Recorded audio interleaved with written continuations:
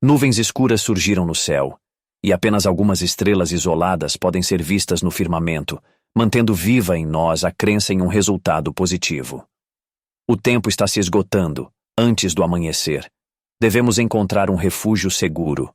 São 2h20 da manhã enquanto retrocedemos para o oeste, fazendo outra volta em nossa terceira tentativa de cruzar exatamente às 3h da manhã.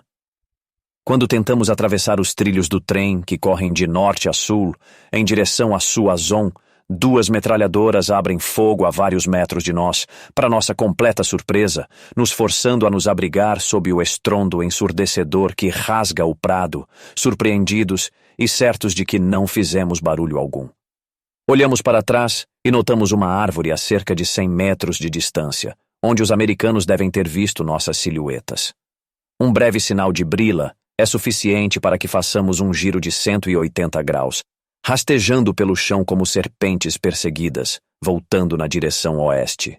Uma nova onda de adrenalina nos dá uma dose renovada de energia, para nossa força enfraquecida. Nos reunimos atrás da árvore, que foi a razão do fogo dos americanos. Agora, quando não temos chance de encontrar um refúgio seguro, começa a chover. Após uma breve discussão, levantamo-nos e seguimos uns aos outros em direção ao oeste, não nos escondendo na vegetação, até termos certeza de que estamos fora do alcance das metralhadoras americanas. Desta vez, o tem seus dedos sujos no jogo. Abro nossa conversa. Assim é como se vê a corda, diz Joker, tirando um pente de sua blusa de campo para arrumar o cabelo. Agora é absolutamente necessário encontrarmos um refúgio para o dia. Amanhecerá em 1h, resmunga Brila, enquanto está deitado de costas. Infelizmente não há um único celeiro ou abrigo nesta área, responde Hawker com mau humor. Em todas as situações o soldado alemão sai ileso, interponho, e encontraremos um lugar para acampar.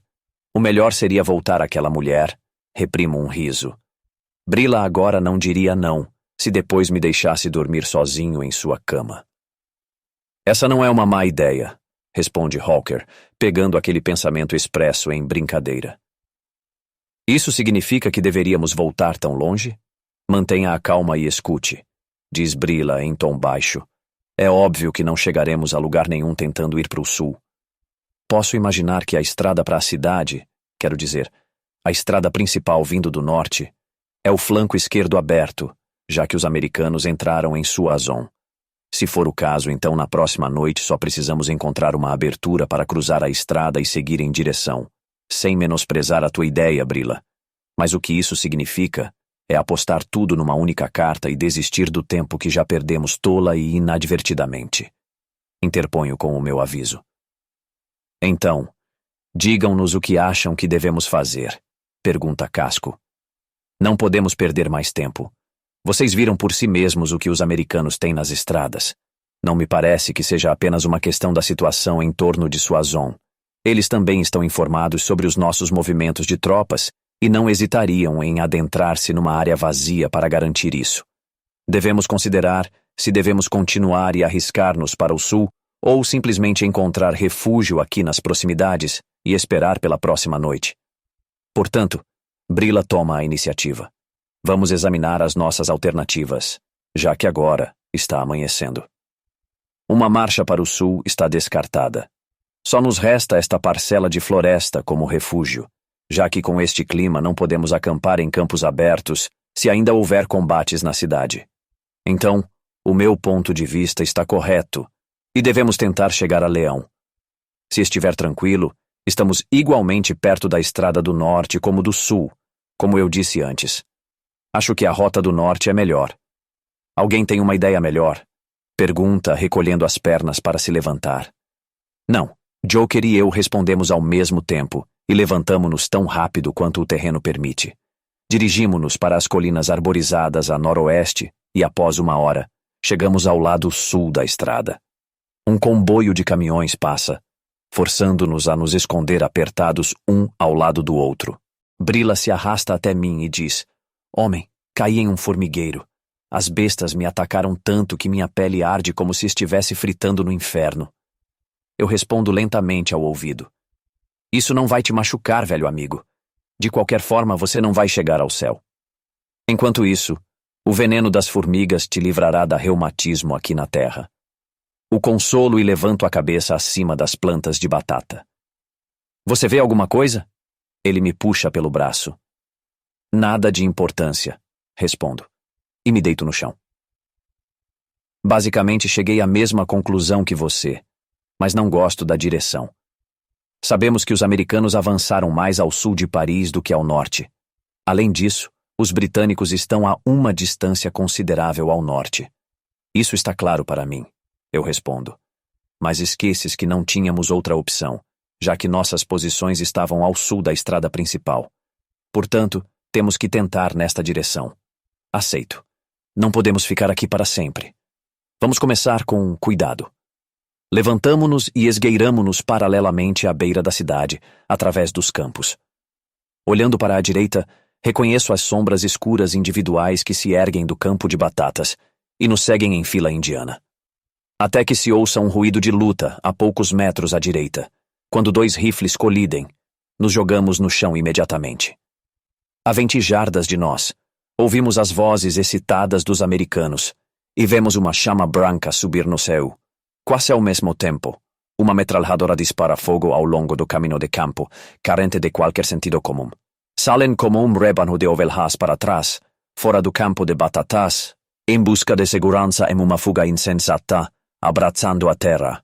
Esperamos até que os americanos se acalmem, com nossas pistolas prontas para disparar.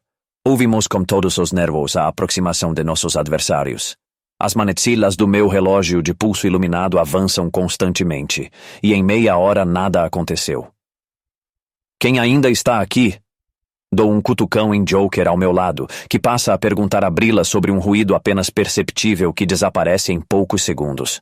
Isso me faz entender que Brila está retrocedendo para verificar o número de camaradas que ainda estão conosco. Acho que todos se foram, murmura Hawker para si mesmo. Então, não somos mais responsáveis por eles e podemos tentar passar sozinhos, sussurro, olhando por cima das plantas de batata. Depois de 15 minutos, Brila se desliza entre nós. Nenhum porco está mais aqui. Ele respira com raiva. Então, não estávamos errados em nosso julgamento sobre essa miserável matilha. Hawker murmura entre dentes. Após um breve conselho de guerra, chegamos à conclusão de que tentaremos sozinhos e seguiremos nossa direção planejada. Rastejamos um após o outro, e depois de 20 minutos chegamos à borda do campo de batatas, e mantendo à esquerda, cruzamos um prado até chegarmos a um pântano coletivo, o que nos obriga a parar sem pressa. Procuramos um lugar adequado para superar esse obstáculo, o que conseguimos depois de alguns minutos, mas não sem testar seriamente a habilidade dos meus companheiros indestrutíveis de conter o riso quando um estúpido acidente faz com que minha bota direita escorregue em um lugar escorregadio e eu acabe molhado. Alcancei a margem oposta e, com a ajuda dos meus companheiros, tiro as botas para me livrar da água fedorenta, sob os sorrisos zombeteiros desses maliciosos sujeitos. Escorro minhas meias e volto a calçar as botas. Esperem um pouco, canalhas, vou tirar a diversão de vocês de uma só vez. Alguém preparou uma surpresa para vocês em algum lugar. Sem nos demorarmos mais do que o necessário, continuamos avançando e após 1 hora chegamos a uma estrada secundária com muito tráfego de caminhões de suprimento americanos, apertados contra o aterro. Esperamos por um momento de pausa no tráfego, e então, com um salto rápido, alcançamos o lado sul da estrada, continuando na direção sul.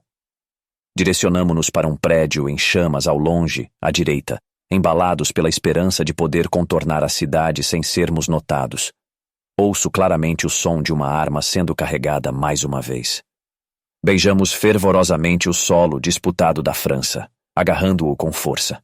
Nestes vídeos, empurramos em direção à borda leste da floresta, de onde temos uma visão clara de várias partes da cidade em chamas. O ruído dos combates em Suachon diminui à medida que a tarde se estende sobre a floresta e o vale. Uma névoa noturna se levanta sobre os prados e campos que nos separam da cidade, onde os soldados alemães ainda lutam contra o inimigo pelo direito de ocupação. O capitão e o tenente se aproximam de nós, agachados. Eles têm um plano para nos tirar deste beco sem saída. Pergunta o capitão com completa calma. Sugiro isso, capitão. Depois do anoitecer, movemo-nos em direção à casa em chamas à extrema direita. Os prados e campos à nossa frente podem ser atravessados rapidamente, e então podemos contornar a cidade tanto quanto o terreno permitir. É inútil tentar cruzar o rio por uma ponte, já que com certeza todas estão vigiadas. Devemos atravessar o rio em terras abertas, e não podemos usar nenhuma estrada. Depois disso, podemos encontrar nosso caminho sem muitos problemas. Expresso meu ponto de vista. Acredito que poderemos fazê-lo. O capitão indica que a ordem de preparação seja transmitida. O capitão ordena ao sargento ao seu lado que nos levantemos e passemos entre os homens, deixando claro que só podem levar armas e munições, e sob nenhuma circunstância devem fazer barulho. Pouco depois, um dos sargentos pega a metralhadora, e os três esperam o sinal do capitão para avançar silenciosamente. Deslizamos pela encosta e, após meia hora, chegamos ao prado aberto que se estende à nossa frente, agora coberto por uma névoa baixa. Mantendo à vista apenas a cidade em chamas com a casa à direita, movemo-nos pelo vale adormecido. O resto de nossos camaradas nos segue como sombras. Encontramos um caminho de campo que se dirige na direção geral que estabelecemos. Seguindo-o, estamos a apenas 1 milha da borda da cidade. O menor ruído estranho parece ecoar em nossos ouvidos atentos, então nos deitamos no lado direito do caminho, em um campo de batatas. Os poucos ruídos atrás de nós indicam que o resto do grupo entendeu. Levantando a cabeça acima das plantas de batata, olho para trás e vejo apenas o caminho poeirento e solitário através do campo.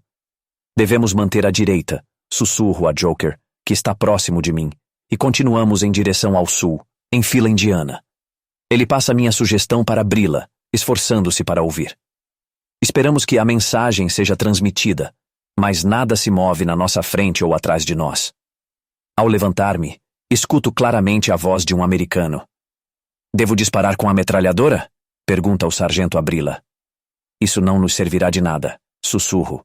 Só alertará toda a banda. Diga ao sargento, sussurro a Joker, que sob nenhuma circunstância, dispare sem uma ordem. São exatamente 12h10 e tenho uma sede terrível.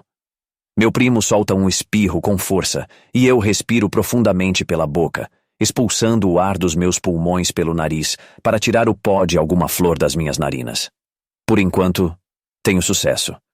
Meus pensamentos estão intensamente focados na possível situação do inimigo, e chego à conclusão de que, durante as últimas horas da tarde, a infantaria, com alguns tanques, expulsou os alemães da cidade, e com a chegada da noite, os invasores estabelecerão uma defesa circular ao redor dela e se moverão ocultos dessa maneira. Todas as estradas e ruas que levam à cidade estarão bloqueadas pelo inimigo, e estamos bem ao lado de um ninho de metralhadoras americanas. Não há outra opção senão tentar contornar a cidade em um amplo círculo, sussurro minhas deliberações a Joker, e ele as transmite a Brilla como uma serpente. Estendemo-nos na grama baixa e observamos os veículos passando, carregados de soldados de infantaria americanos. Aparentemente, também não é divertido para os americanos serem conduzidos tão cedo de manhã e com este clima em direção às armas alemãs. Sentam-se nos bancos dos caminhões como se fossem animais levados ao matadouro. Provavelmente preferirão estar com as suas esposas, aninados num ninho quente. Em vez de tirar castanhas do fogo para o velho Roosevelt, diz Joker em voz alta, com olhos tristes, enquanto o último caminhão passa. Isso é o mais desagradável deste mundo. Estou de acordo com ele. Não perceberam nada de especial neste desfile fúnebre? Aponta Brilla. Pela manhã cedo, o que havia de especial para ver? Pergunto curiosamente. Era infantaria, diz ele tranquilamente. É isso, Brilla. Admito e imediatamente compreendo o que ele quer dizer. Quase acredito que tinhas razão com o teu palpite. Parece que até esta hora não trouxeram nenhuma artilharia. Rio com admiração pela sua visão perspicaz. Isso é bom da tua parte continuar a gozar comigo. Não esperava que percebesses tão rapidamente. Pensei que só usavas a tua cabeça quente para secar o chapéu. Ah, o velho Brilla. Ainda está vivo. Então, nada pode correr mal para nós hoje. Joker fecha o círculo da nossa câmara de dia. Vamos lá, velhotes. Levantemo-nos. Brila ri e prepara-se para começar. Como o vento, varremos a estrada e rolamos pela relva, assegurando todos os lados.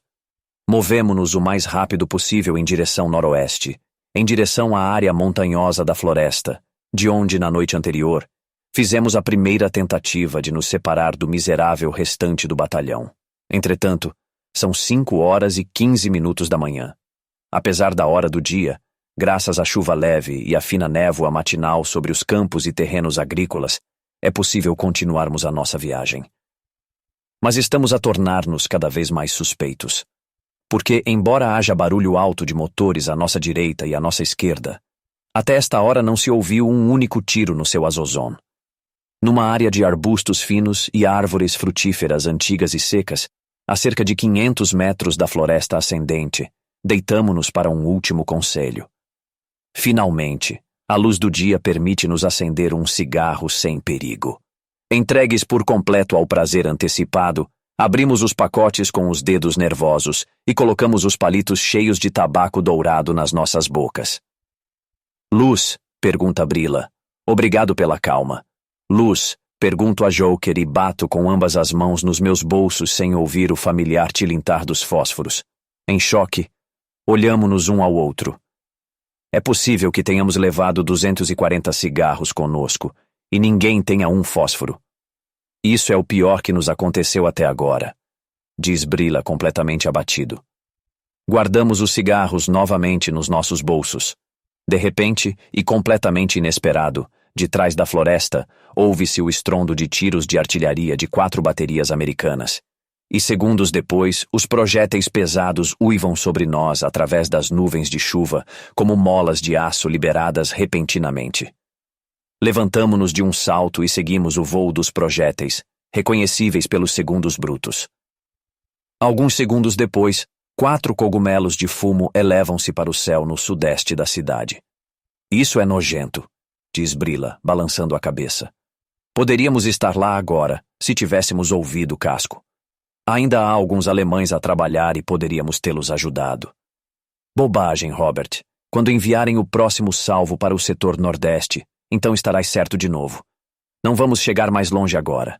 Estou a favor de conseguir umas gavelas de aveia e finalmente dormir um pouco. Consolo Brila, colocando minha mão em seu ombro. Por que deveríamos trazer essas coisas aqui? Murmura Joker para si mesmo. Seria melhor nos escondermos debaixo delas. Onde estão? Ele tem razão, concorda Brila. Poderiam nos ver carregando os fardos. Claro, estou de acordo, acrescento. Mas cada um de nós teria que se encolher sozinho em uma das pirâmides, e não podemos trocar pensamentos. Primeiro vamos descansar um pouco, decide Brila. Nós nos dirigimos ao campo e desaparecemos sob as gavinhas de aveia empiladas. Imediatamente, adormeceu. É 27 de agosto de 1944. São 11h25. A chuva parou. Pedaços rasgados de nuvens pendem no céu, através dos quais os raios tímidos do sol se atrevem a aparecer de vez em quando. Nas palhas da minha pequena cabana de palha, pequenas gotas de água correm e desaparecem na terra. Pequenos insetos estão ocupados aos meus pés, e no campo fértil, um vapor leve sobe a 2 pés da terra. A vida continuará, mesmo quando estiver rígida e sem vida debaixo da terra.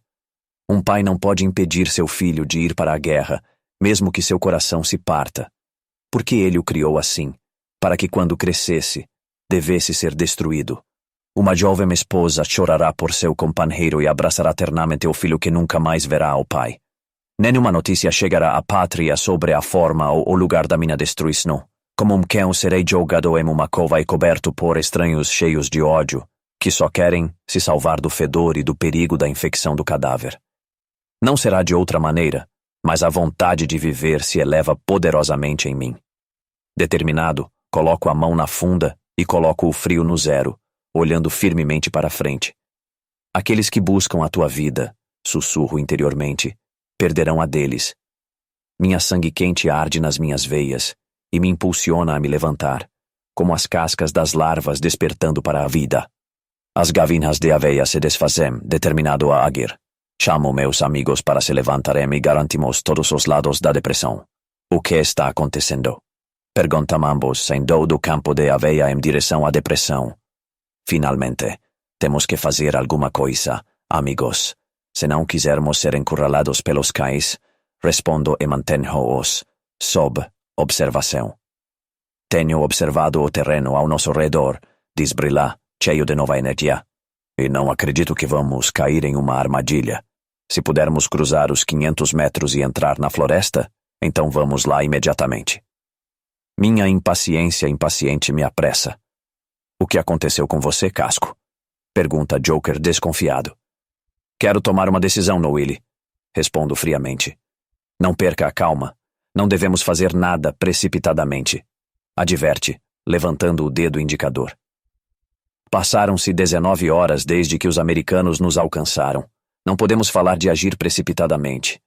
Muito pelo contrário, insisto. Não fale desnecessariamente e siga-me de perto, exige Brilla, saindo calmamente da depressão, evidentemente nervoso. Joker mastiga um caule de grama enquanto tira sua pistola da funda e segue Brilla como retaguarda. Sigo por último. Exatamente às 14 horas, estamos sentados no mesmo tronco de árvore em que Joker desabou para recuperar o fôlego ontem às 18 horas. Agora, a fome e a sede implacáveis se fazem sentir. Não comemos nem bebemos nada por 22 horas. Entediados, cansados, famintos, sedentos e com as roupas encharcadas em nossos corpos, os três nos sentamos, abandonados por Deus e pelo mundo, em uma floresta francesa, de cujas árvores a água pinga pelos nossos pescoços com a mais leve brisa. A raiva, lenta mas segura, se acende em nós. Além disso, estamos cercados pelo inimigo, mas ainda lutamos para manter a vaga esperança de que para soldados bem treinados não será tão difícil escapar deste cerco. Esquecemos que agora, em 1944, após mais de 4 anos de guerra, enfraquecemos, enquanto os outros se fortaleceram. Se tivéssemos deixado Suasson com as SS, diz Joker. Se tivéssemos ido para uma unidade respeitável em Paris, acrescenta Brilla. Se esta maldita guerra tivesse ficado apenas com esses, eu completo impacientemente. Me levanto inquieto e começo a andar em círculos ao redor dos meus 2 companheiros, tropeçando nos restos de equipamento e suprimentos deixados pelos homens do nosso batalhão. Por pura ansiedade, giro os cintos dos capacetes e os bolsos das munições com os pés, até que chego à sacola de pão que pego e examino com curiosidade. Vejam só, exclamo, retirando um pedaço de queijo suíço da sacola. Me aproximo dos meus amigos e vejo seus rostos expectantes me olhando. Em seguida, sinto algo rastejando na minha mão que segura o queijo, e olho rapidamente para ver o que é. Sacudo minha mão vigorosamente sem soltar o queijo, e 20 formigas que estavam penduradas nele caem no chão, a última delas. Eu a afasto com um galho arrancado de uma árvore, e orgulhosamente me apresso em direção aos meus companheiros. Então, seguro o queijo diante dos seus olhos famintos. Não é algo, diz Joker, e estende a mão para o queijo enquanto uma formiga vermelha sai de um dos buracos. Essas bestas também comem queijo? Pergunta Brilla, observando o animal. Não estão brincando, responde Rocker. Elas não comem. Finalmente uma risada volta aos nossos rostos sérios, quando Joker corta o queijo em 3 pedaços. Vai dar algo para o estômago, sugere Brilla, e lutando com toda a massa, ele engole de uma vez. Com grande esforço, ele engole toda a massa pegajosa, enquanto seus olhos saltam como os de um sapo. Ele cospe uma minhoca da terra, enquanto sua língua faz meio círculo entre suas bochechas, lábios e dentes. Enquanto lutamos para conter nosso riso, ele grunhe zangado. Não riam, malditos sacos! Vamos, velho, dou-lhe um cutucão. O que a senhora vai fazer quando aparecermos? Talvez ela tenha algo com que você possa lavar a boca. Você não quer ir à cidade, certo? Ele se levanta abruptamente e Joker me olha com raiva. Isso é exatamente o que quero fazer. Pelo menos até a beira da cidade. Para finalmente ver o que está acontecendo lá. Respondo decidido. Ou você não quer ir em direção à estrada, Alon? Sigo em frente. Claro que quero fazer isso, mas ainda é dia, Brilla responde. Então, pelo menos, vamos longe o suficiente para ver a cidade e os veículos, exio corajosamente. Sem mais discussões, nos adentramos na mata para descer a colina. Logo chegamos a um ponto de onde podemos ver a igreja e alguns dos telhados da cidade. Os sinos da igreja começam a tocar, e os gritos nas ruas da cidade são uma prova certa de que Soissons está livre dos alemães. Liberdade para a França! Ouvimos algumas vozes infantis enquanto os sinos param. Estamos realmente em apuros, murmura Joker, irritado. Esta noite vamos procurar Madame, diz Brilla abruptamente. Vamos aprender com ela onde estão os americanos. Acrescento, ela vai nos denunciar, advirto. Esperamos pacientemente a chegada da noite na mata densa, atentos a tudo o que acontece, deslizando silenciosamente pelo resto da colina. Pouco depois, estamos na escuridão total em frente a um alto muro do parque. Seguimos à esquerda até que ele vire à direita em direção à cidade. Com cuidado, seguimos até as primeiras casas e descobrimos guardas duplos com baionetas nas ruas da cidade. São franceses, murmuro para os meus camaradas. Devemos tentar mais para o oeste ou para o leste? Pergunta Brilla. Ao mesmo tempo dizemos para o leste. Depois na direção oposta, sussurra Brilla. E agora sou o líder. Avançamos rapidamente pelo pequeno prado que fica entre a cidade e a floresta, e depois de 30 minutos, chegamos à extremidade leste da cidade. Reconhecemos o chassi de nosso caminhão de munições incendiado, mas ainda mais a leste, os homens franceses estão fumando com armas em seus ombros.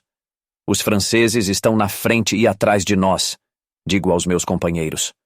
Pouco a pouco abrimos caminho pelo prado, passando por um guarda de pé na estrada. Não tenho medo algum dos franceses, mas estar nessa situação com os russos me encheria de terror, diz Brilla, se aproximando por trás. Siga em frente, Robert. Eu vou ficar de olho nos franceses, digo suavemente ao ouvido dele. São 1h35 quando nos levantamos ao norte dos trilhos do trem e caminhamos alegremente para o nordeste em direção a Lyon, que fica a cerca de 25 milhas de distância. 28 de agosto de 1944. Caminhamos sem sermos incomodados por 1h30 pelos campos, mantendo os suíços à nossa direita para cruzar os trilhos do trem que se estendem para o norte. Então, vemos sombras humanas no horizonte, movendo-se aqui e ali na típica despreocupação americana. Privados de qualquer esperança, caímos exaustos na grama e olhamos para o céu, de onde não vem nenhum conselho nem meio de escape para o norte. Digo sem força na minha voz. Certamente é desanimador, respondem meus companheiros. Então devemos tentar conseguir roupas civis e ver se podemos continuar durante o dia. Onde você vai conseguir roupas civis? Perguntam eles. Da Madame. Dou um cutucão em Brilla. Ela só quer um homem na cama e não vai ajudar ninguém que esteja tentando fugir. Ele responde deprimido. Então vou tentar. Digo e me levanto rapidamente. Se um for, todos nós vamos, respondem ambos, concordando. Mãos para o alto, rapazes, diz um deles. E como em um sonho, vejo tudo o que é querido e valioso desaparecer a uma distância interminável. O momento mais vergonhoso da minha longa vida como soldado chegou aqui, neste canto francês doloroso. Chegou a uma conclusão indigna. Levantem as mãos, diz ele em alemão claro, enquanto nossas mãos se erguem lentamente em um saúdo duplo alemão. Desça do capô, Brilla diz a meu lado. Só agora percebo que meus amigos estão segurando minhas mãos abertas na frente do peito. Sem instruções diretas, eu ergo minhas mãos muito lentamente em direção ao céu. Em 28 de agosto de 1944, os pneus do Jeep chiaram agudamente e levantaram uma nuvem de fumaça ao virar à esquerda na rua que levava à vila, na estrada principal. Meus dois companheiros sentados à esquerda e à direita se agarraram a mim como uma tenaz. Não estou sonhando. Estou sentado no capô de um Jeep do Exército dos Estados Unidos, entre meus dois companheiros, indo de volta para nossa rota de retirada. Ao me virar, vejo os rostos desaprovadores dos soldados americanos e o olhar ameaçador com o qual apontam suas armas para nós. Mais uma vez, uma sensação de vazio e abandono infinito se apodera de mim. Tento organizar meus pensamentos enquanto observo minha jaqueta militar, despojada de todas as insígnias e distintivos. Onde costumava estar costurada minha insígnia nacional, agora há um buraco por onde se vê o branco da minha camiseta. Em meu pulso esquerdo, uma faixa de pele branca, onde até recentemente meu relógio de pulso evitava queimar a pele. Só me resta minha nécessaire. Reconheço o capacete de Brila ao meu lado. Só agora percebo que meus amigos também estão sentados no capô do Jeep. Eles olham para mim, seus olhos revelando confusão e preocupação. Nossa situação é incerta, e o que o futuro reserva para nós é um mistério. No entanto, estamos vivos e indo em direção a algum destino desconhecido. É tudo o que podemos ter certeza neste momento. O motor do Jeep ronrona monotonamente à medida que nos afastamos cada vez mais do nosso objetivo previsto. A cada minuto que passa, o pensamento vem à minha mente. Por que não coloquei uma bala na minha cabeça? Qual é o sentido de viver sem liberdade? Especialmente agora que o mundo no qual acreditei, pelo qual lutei e derramei sangue, desmoronou. Quem são essas pessoas que, como bandidos de estrada, sem sentir vergonha, saqueiam soldados em seu momento mais amargo e enriquecem da maneira mais baixa com a desgraça dos outros? O que o futuro reserva para a pátria se esses americanos tiverem sucesso em avançar em nosso caminho como um forte estímulo? Esses pensamentos fazem o sangue fluir quente do meu coração através das veias e criam uma nova determinação em cada poro do meu corpo. No domínio completo do meu antigo espírito de vida, eu seguro as mãos dos meus amigos e as aperto vigorosamente, com a esperança de que eles também superem essa humilhação. Um belo sorriso em seus rostos mascarados agradece o gesto. Uma corrente de alegria interior pulsa em todo o meu ser, com a certeza de que não tenho que suportar a próxima miséria sozinho. Um juramento silencioso é selado em mim, minha disposição de estar ao lado deles em sua hora mais necessitada. É verdade que hoje caímos nas mãos de ladrões, mas a justa luta na Normandia nos ensinou que nem todos os americanos são miseráveis bandidos de estrada como esses. O fato de eles terem senso de humor foi demonstrado durante um episódio que ocorreu perto de Saint-Sauveur. Naquela época, alguns alemães caíram em suas mãos, incluindo um jovem de 15 anos que tinha o rosto de uma criança. Após uma rápida decisão, eles cortaram as calças dele acima do joelho, encheram sua mochila de chocolate, penduraram um cartaz dizendo: "Não lutamos contra crianças", e o enviaram de volta através da terra de ninguém para sua unidade. Será um pedaço de pão duro que o futuro nos dará, mas a crença e a esperança de que veremos nossa pátria novamente brilharão para nós como uma estrela na noite mais escura, e juntos resistiremos ao que o destino nos reservar. O motorista desliga o motor e vira à esquerda em uma estrada de campo, onde há 15 tanques alinhados ao longo do campo. O Jeep para ao lado dos tanques, e soldados com rostos sorridentes nos tiram do Jeep, impotentes. Os 3 de nós ficamos no meio desses soldados estrangeiros e deixamos que suas zombarias passem por cima de nós. Em seguida, os malandros a quem entregamos nossas armas mostram nossas medalhas aos outros soldados. Eles retiram das suas bolsas um americano autoexamina nossas medalhas e distintivos com interesse. Em suas mangas de jaqueta, há 3 listras levantadas e 2 abaixadas, indicando que ele é um sargento da tropa, o mesmo posto que nós. Com admiração não disfarçada, ele se aproxima de nós, nos dando tapinhas nos ombros em reconhecimento de bons soldados. Ele chama 4 soldados que estão examinando nossos mapas, e eles respondem sacudindo a cabeça vigorosamente. Depois ele se afasta e se mistura com um grupo de curiosos que estão examinando nosso equipamento. Ouvimos surpresos a confusa avalanche de palavras que sai da boca deles, percebendo que uma briga por nossas medalhas está se aproximando. Sentimos a dolorosa sensação no peito de que somos testemunhas e causadores de uma estranha discórdia familiar. Yankee rechanchudo e mais velho sai de uma tenda entre os tanques e se dirige aos soldados que discutem. Em seu chapéu e nas pontas do colarinho de sua camisa, ele carrega 2 barras de metal que o identificam como oficial. Após dar-lhes palavras duras, o rebelde fica em silêncio com uma expressão impassível. Então, ele se aproxima de nós e para a 3 passos de distância. Seus olhos cinzentos vagueiam de um para o outro. Ele tira um enorme charuto do bolso, quase enfiando metade na boca, e puxa um fósforo com calma. Ele acende o fósforo com um rápido golpe contra a pistoleira que ele carrega pendurada. Ele guia a chama acesa em direção ao charuto e segundos depois uma nuvem impressionante de fumaça se eleva para o céu. Ele nos olha com um rosto impassível e chama vários homens com um estalo de dedos, sem soltar o monstruoso charuto de sua boca. Ele fala com os soldados com uma voz profunda e seu rosto sombrio não promete nada de bom para nós. No momento seguinte, estamos cercados pelos americanos e sentimos suas mãos investigadoras em todas as partes de nossos corpos. Todo o conteúdo de nossos bolsos, incluindo nossas carteiras, cai aos nossos pés. Diante de nossos olhos, dedos estranhos e sujos vasculham nossos pertences e pegam todo o dinheiro e fotografias com objetos militares de nossas carteiras. Amargamente, vejo a foto da minha esposa desaparecer no bolso de um ladrão sujo e impassível. O oficial acompanha a atividade descarada de seus subordinados. Finalmente, eles indicam que podemos recolher os miseráveis restos de nossas posses. Um pequeno caminhão, construído como um jeep, se afasta do grupo de caminhões estacionados com o motor rugindo e para ao nosso lado. 5 americanos fortemente armados nos ajudam a subir no veículo.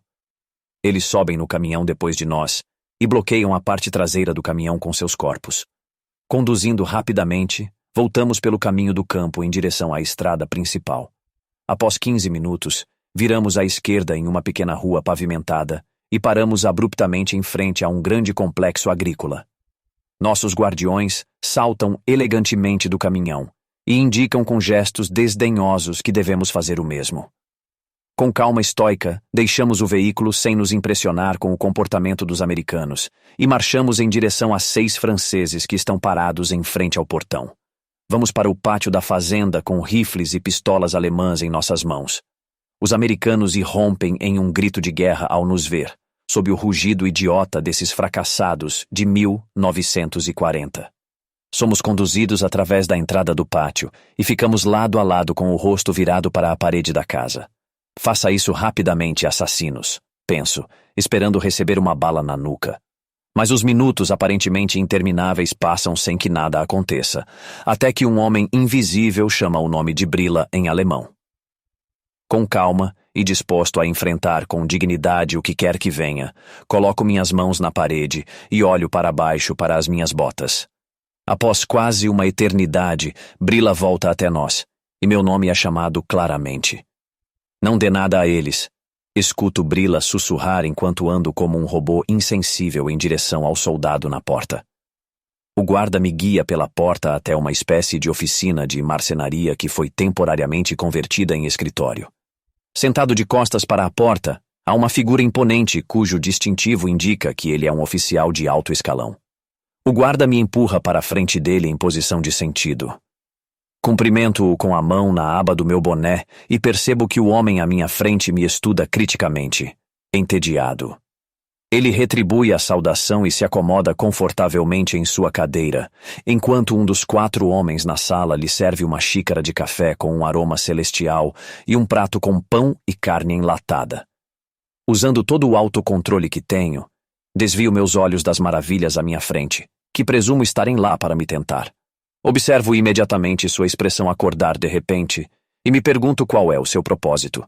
Decepcionado, ele pega seus cigarros, cruza uma perna sobre a outra e se dirige a mim com uma amabilidade exagerada. Desde 20 de julho, o antigo cumprimento militar é obrigatório no exército alemão. Por que você me cumprimenta com o antigo cumprimento militar? Pergunta. Meu código me proíbe de usar esse cumprimento de honra com um oficial inimigo. Respondo com firmeza. Parece surpreso.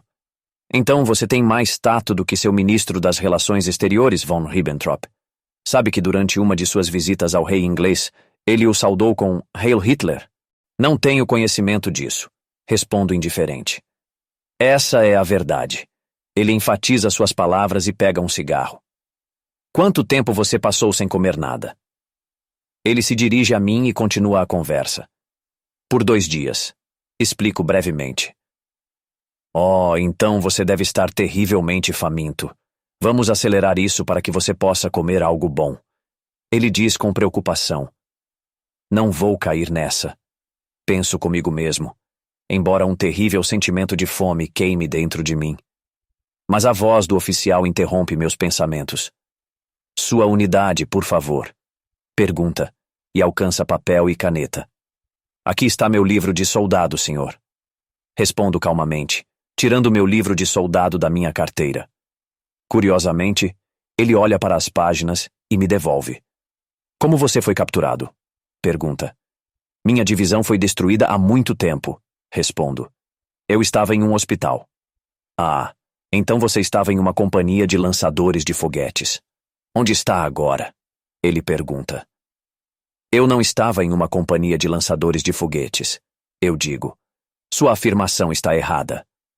Mas este é um registro da força de sua tropa e do estoque de munição, ele declara bruscamente, segurando na minha frente uma velha lista que estava em minha mochila. Naturalmente, isso é de julho. Eu rio dele. Não minta! Ele grita, ficando zangado. Em resposta, tenho os meios para fazer você falar. Pode contar com isso.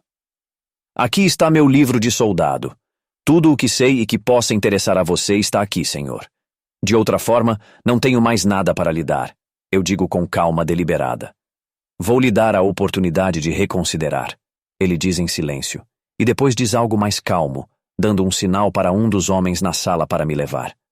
Preparado para qualquer vileza, eu vou na frente do guarda pela porta, onde outro homem me recebe. Ele me guia pelo pátio e me empurra para um chiqueiro fechado. A porta se fecha atrás de mim com um estrondo.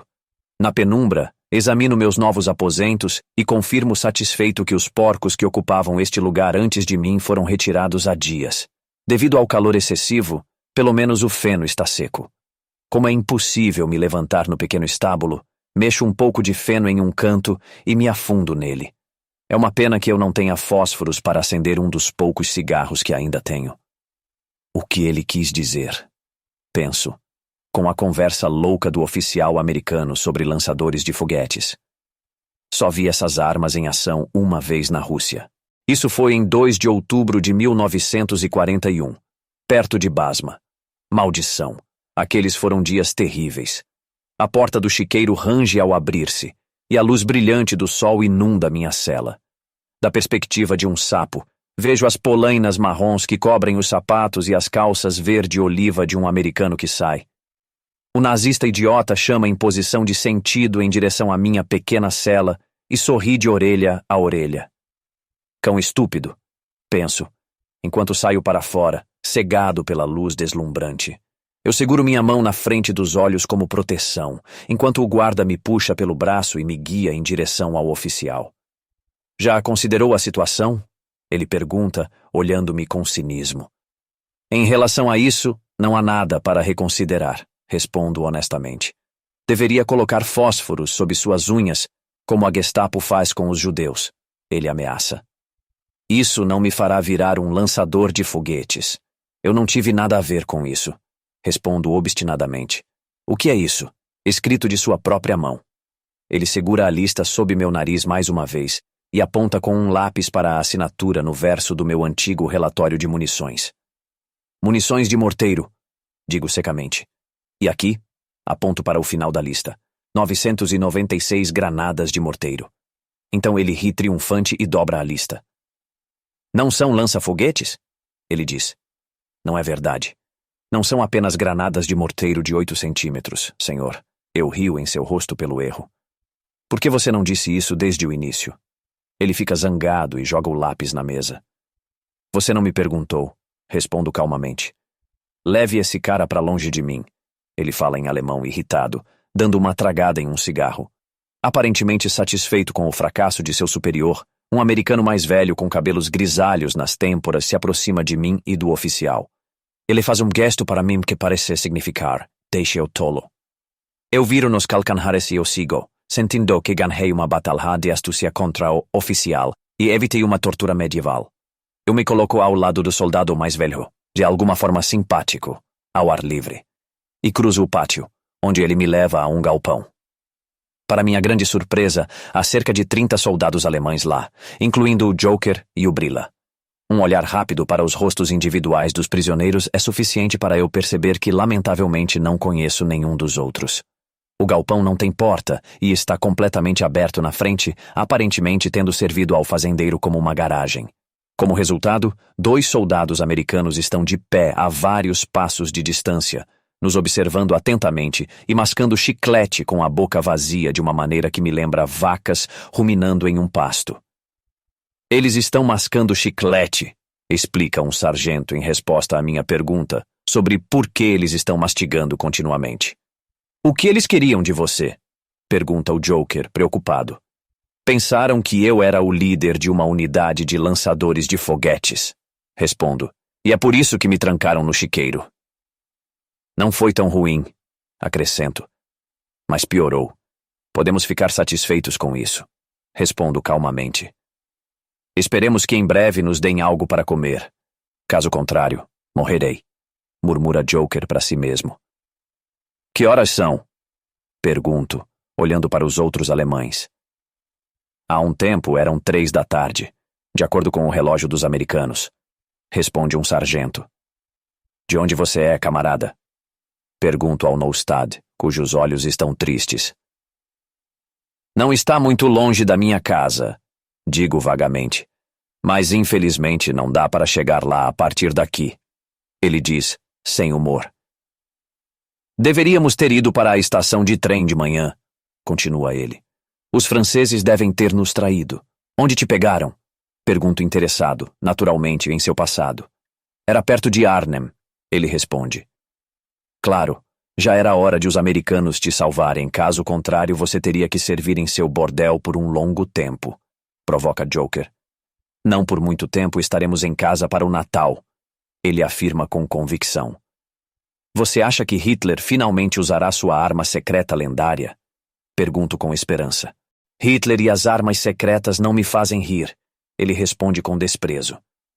Os americanos vão vencer a guerra e nos transformarão em seu estado número 49. Então veremos como vivemos. Então é isso, murmuro entre dentes e me afasto dele. Meus amigos me olham como olhos tristes. Não deixe esses idiotas te perturbarem, eles sussurram. É incrível que tipo de tolos temos entre nós, respondo, balançando a cabeça com desapontamento. Que tal fumar? Pergunto aos meus companheiros. Ambos encolhem os ombros. Por que não tentamos? Digo, tirando meus cigarros para oferecê-los aos meus amigos envergonhados. Procuramos fósforos em nossos bolsos enquanto os guardas nos observam com pesar. Mostramos as mãos vazias um ao outro sem interferir. Um dos guardas se aproxima de nós e, em um gesto amigável, traz um isqueiro aceso para nossos cigarros. Aspiramos profundamente a fumaça, gratos ao soldado estrangeiro que nos reconhece ao voltar para sua posição. Há bons e maus entre eles, concluo. Esses 2 parecem estar bem. Rocker parece ler meus pensamentos. Se ao menos nos dessem algo para comer, ele suspira. Espere um pouco, Willy. Eles certamente nos alimentarão em breve, consola Joker. O oficial de interrogatório sabe que não comi nada em 2 dias, diz Joker, enquanto minha própria terrível fome me atormenta.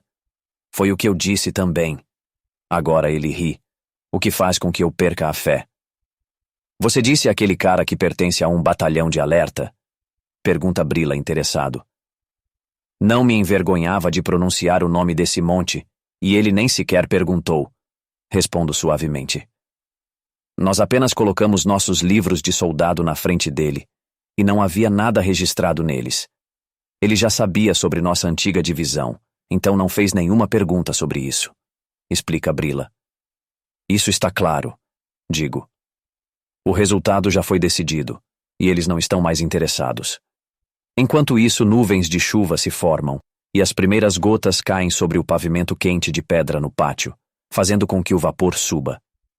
Os álamos próximos começam a balançar com o vento crescente. Nossos guardas são substituídos por outros 2, vestidos com impermeáveis e armados com pequenas armas automáticas e cartucheiras de munição. Eles ocupam os mesmos lugares e nos observam, aparentemente de mau humor. O suave zumbido de motores no céu chama nossa atenção, e à medida que o barulho se intensifica, nossos ouvidos treinados distinguem o som familiar do M-109, que esteve presente em todos os campos de batalha desta guerra como um raio que cai do céu. O avião se precipita quase verticalmente de uma nuvem. disparando munição traçante contra um avião de combate americano que está abaixo. O piloto americano guia a aeronave de metal gravemente ferida para cima, enquanto uma corrente de fumaça preta e crescente sai do motor da aeronave. O M-109 passa a baixa altitude sobre a fazenda e desaparece em uma manobra elegante antes que os canhões antiaéreos inimigos possam atirar nele. Ao mesmo tempo que a máquina americana se eleva ao céu, um pacote escuro cai em direção à terra, até que um paraquedas branco se desdobra e traz o piloto de volta em segurança. O avião, agora sem piloto, oscila no céu por alguns segundos e depois, como se fosse atingido por um punho gigantesco, explode em uma poderosa bola de fogo e é dispersado pelo vento. Olhamos uns para os outros com olhos felizes. Mais uma vez, somos autorizados a testemunhar a guerra como a conhecemos. Apenas lentamente, nossa própria situação volta à nossa consciência. Instintivamente, sinto os olhos do guarda americano sobre mim e viro para olhá-lo. Um leve sorriso pode ser visto em seu rosto, e um piscar de olhos indica que ele reconhece o piloto alemão. Esses caras são justos, sussurra Hawker. Brilla e eu gostaria de ter certeza disso. Digo tirando meus cigarros. Mais uma vez, apertamos os cigarros entre os lábios e olhamos inquisitivamente para os americanos.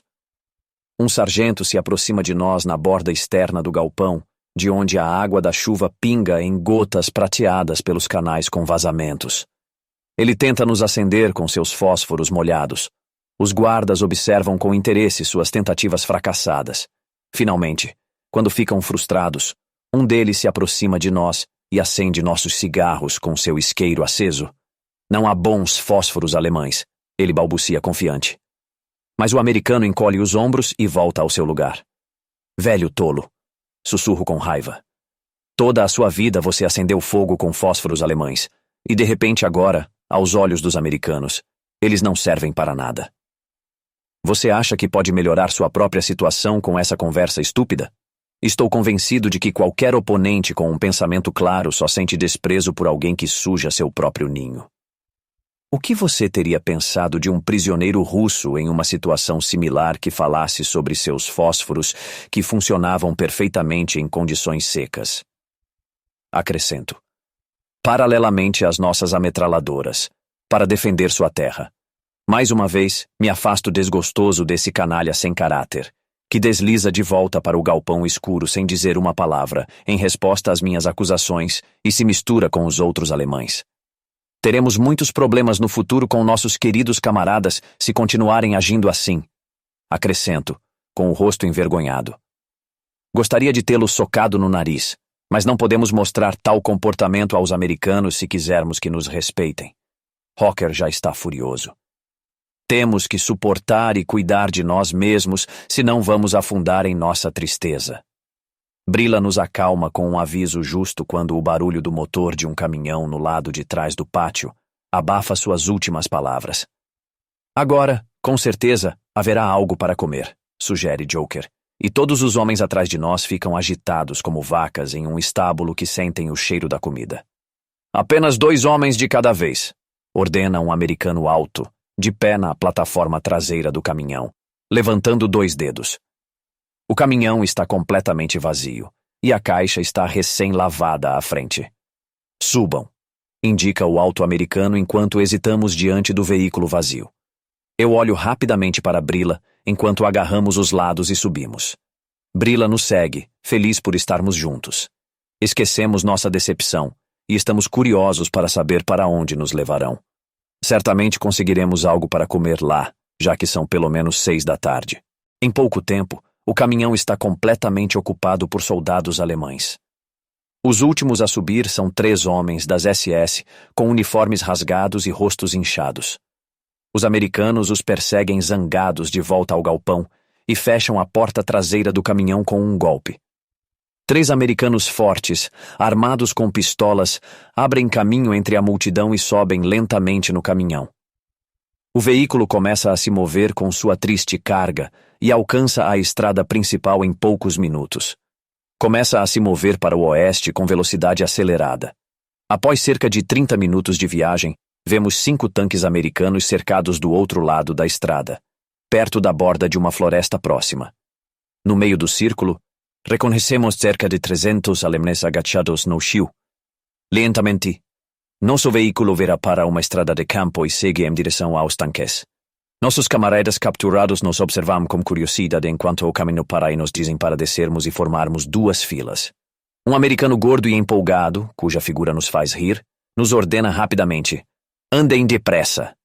Grita zangado quando percebe que temos muito pouco respeito por ele. Esse cara comeu demais para que o levemos a sério. Rio. E os que estão ao meu redor riem também. Formem rapidamente 2 filas, com firme esperança de finalmente conseguir algo para comer. Mais uma vez, os 3 de nós estamos na primeira fila e procuramos por provisões, mas não vemos nada.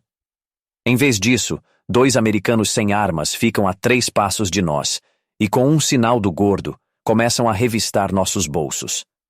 Depois, somos conduzidos por uma fileira de americanos que sorriem cinicamente, onde um par de soldados americanos armados com porretes vermelhos nos instigam a sentar. Eles não vão nos dar nada para comer aqui. É minha primeira pergunta aos desconhecidos que sofrem ao meu lado. Apenas o cacetete se você não ficar pequeno e feio, responde um sargento maior resignado, deitado na grama molhada. Felizmente parou de chover. Fumamos em silêncio, sem falar. Você sabe quando nos enviarão? Pergunto ao sargento.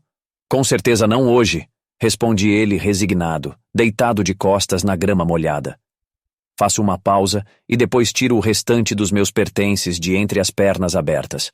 Uma carteira com um diário, 4 pequenas fotografias de minha esposa e eu em Estrasburgo, uma lista de meus pertences em nosso apartamento em casa, ordens de marcha de Paris a Lauban, um telegrama de minha esposa informando sobre os danos causados por uma bomba em nosso apartamento.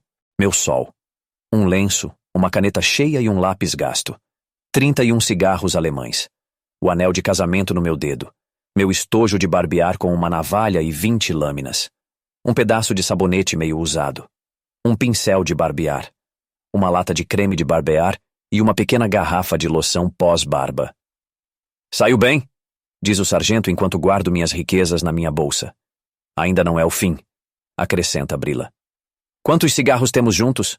Pergunto aos meus amigos, informando sobre meus 31 cigarros. Eu tenho 23, anuncia Brila. E eu tenho 44, diz Joker orgulhoso. Então, juntos temos 98 cigarros, conclui. O sargento receberá alguns deles para fumar. Entrego a Feiba, o que Joker acrescenta outros 5 para que ele tenha 10. Muito obrigado, diz o homem contendo a emoção. Pouco a pouco, a noite cai entre nós. Apenas os pontos luminosos nos tanques indicam a localização dos americanos. Antes de morrermos de fome, vou me matar, sussurra Rocker com uma expressão decidida.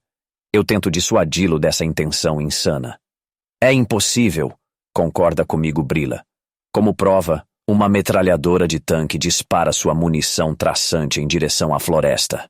Pelo menos deixem-me dormir em paz, malditos gangsters! Grita um homem do centro do nosso grupo, irritado com o barulho das metralhadoras. Estamos com fome! Grita alguém de repente. Aquele que se amotinar será fuzilado! Responde um americano nos tanques com uma voz poderosa, o que provoca um silêncio sombrio entre os soldados capturados, exaustos e enfraquecidos pela fome. Afundamos em um sono inquieto sobre a terra fria e úmida. Até aqui o vídeo de hoje. Lembre-se de se inscrever e deixar seu like para continuarmos trazendo conteúdo para todos vocês. Até a próxima.